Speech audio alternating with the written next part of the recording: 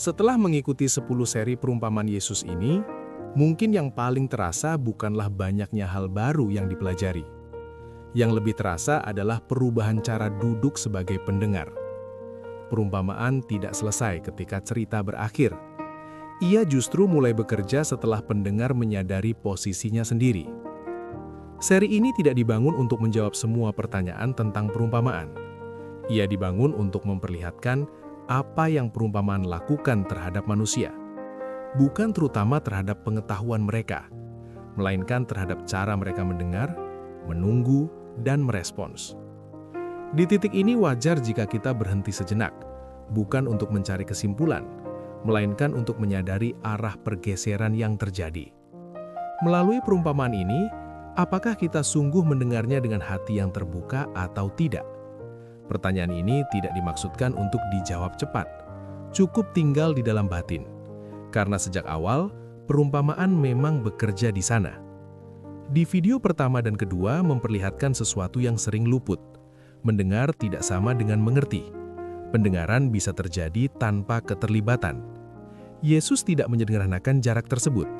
Ia memilih metode yang membuat jarak itu tampak. Di sini, iman tidak diuji oleh kecerdasan. Ia diuji oleh keterbukaan. Ketika pembicaraan bergerak ke kerajaan Allah, perumpamaan tetap setia pada caranya.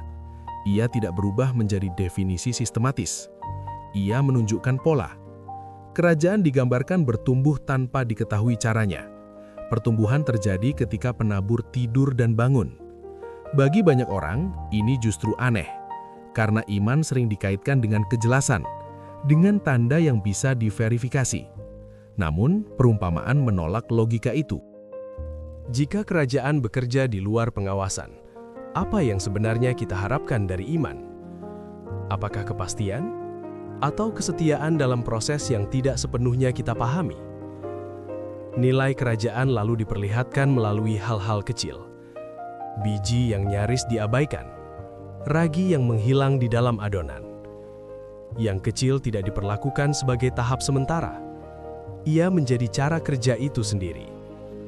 Yang tersembunyi tidak menunggu untuk menjadi pusat perhatian. Ia mengubah dari dalam, perlahan. Di sini, naluri manusia kembali diuji. Kita terbiasa mengukur makna dari yang terlihat. Perumpamaan menggeser kerangka itu. Respons manusia terhadap kerajaan tidak pernah digambarkan seragam.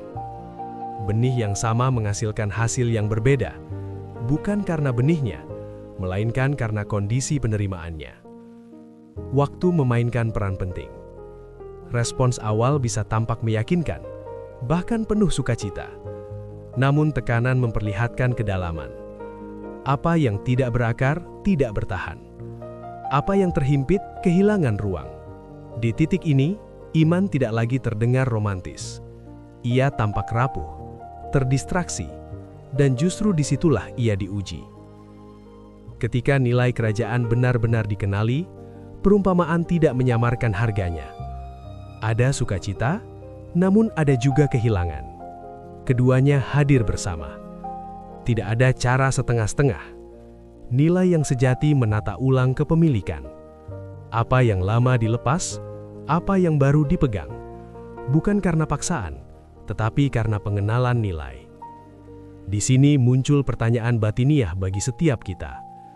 Apakah kita menginginkan kerajaan karena nilainya? Atau karena kita berharap sesuatu yang membuat kita aman saja? Perumpamaan tentang penghakiman dan waktu menambah lapisan lain. Yang baik dan yang merusak dibiarkan tumbuh bersama. Bukan karena kejahatan diabaikan, melainkan karena tindakan tergesa-gesa bisa merusak yang rapuh. Penundaan bukan tanda kelemahan. Ia adalah mekanisme perlindungan. Tidak semua kejelasan moral menuntut tindakan segera. Ada waktu yang bukan milik kita. Akhir digambarkan sebagai nyata, namun tidak bisa dipercepat.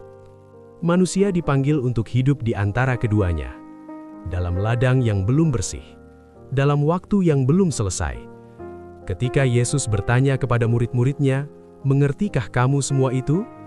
Pertanyaan itu tidak menutup rangkaian cerita. Ia membuka tanggung jawab. Mengerti tidak diperlakukan sebagai pencapaian. ia diperlakukan sebagai fungsi. Pemahaman bukan sekedar memiliki isi. Ia adalah kemampuan mengelola makna, menempatkan, menunda, menyatukan tanpa menyederhanakan. Pada akhirnya, perhatian diarahkan kembali ke satu pusat, cara mendengar. Bukan apa yang didengar, melainkan bagaimana seseorang hadir saat mendengar. Seseorang bisa merasa sudah memahami, namun yang dimilikinya mungkin hanya rasa aman. Perumpamaan bekerja tergantung pada keterbukaan batin. Jika seluruh rangkaian ini dibaca bersama, kita akan melihat bahwa perumpamaan tidak dimaksudkan untuk menyelesaikan iman. Ia dimaksudkan untuk menjaganya tetap hidup. Ia menolak iman yang beku dalam kepastian. Ia juga menolak iman yang cair tanpa arah. Ia membentuk iman yang bersedia tinggal di dalam proses, menanggung waktu, dan jujur terhadap dirinya sendiri.